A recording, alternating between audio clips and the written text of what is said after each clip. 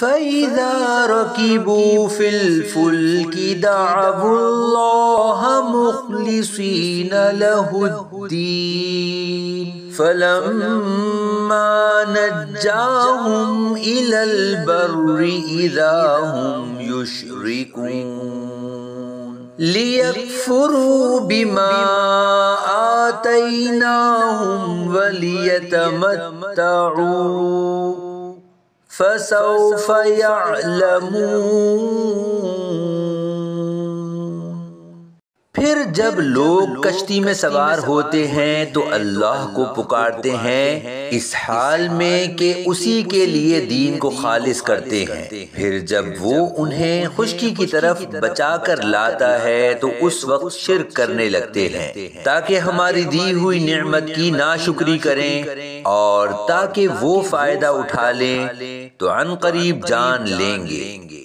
اولم يروا انا جعلنا حرما آمنا ويتخطف الناس من حولهم افبالباطل يؤمنون وبنعمة الله يكفرون۔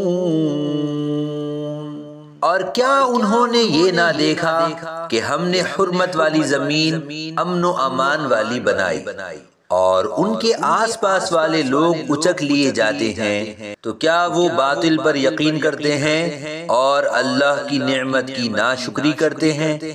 وَمَنْ أَظْلَمُ مِمَّنِ افْتَرَى عَلَى اللَّهِ كَذِبًا أَوْ كَذَّبَ بِالْحَقِّ لَمَّا جَاءَ أَلَيْسَ فِي جَهَنَّمَ مَثْوًى لِلْكَافِرِينَ۔ اور اس سے بڑھ کر ظالم کون جو اللہ پر جھوٹ باندھے یا حق کو جھٹلائے جب وہ اس کے پاس آئے، کیا کافروں کے لیے جہنم میں ٹھکانہ نہیں؟ والذین جاہدوا فینا لنہدینہم سبلنا وَإِنَّ اللَّهَ لَمَعَ الْمُحْسِنِينَ۔ اور جنہوں نے ہماری راہ میں کوشش کی ضرور ہم انہیں اپنے راستے دکھا دیں گے، اور بے شک اللہ نیکوں کے ساتھ ہے۔